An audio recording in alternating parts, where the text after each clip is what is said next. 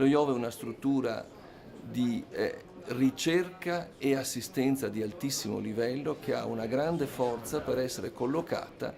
nella sede di un'università che collabora quotidianamente con le attività dello IOV stesso, oltre ad avere parti molto importanti del proprio personale docente collocato allo IOV.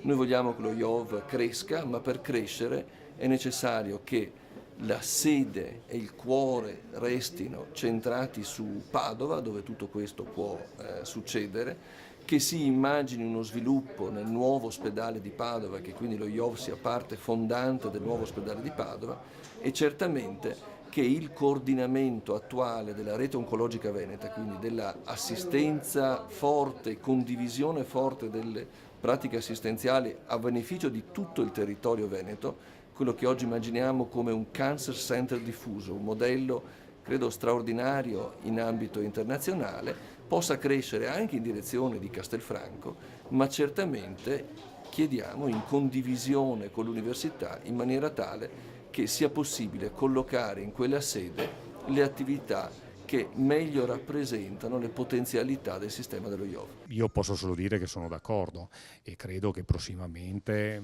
su un tavolo ci troveremo io, il rettore e la struttura sanitaria per insomma trovare le giuste modifiche alla delibera e per quindi dare corso alla stessa. Castelfranco rimarrà, avrà la sua parte oncologica, ma la guida, diciamo, la guida deve essere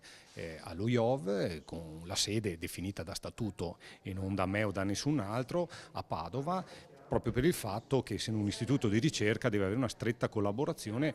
con il mondo della ricerca, cioè con l'università, e di questo credo si gioverà anche Castelfranco.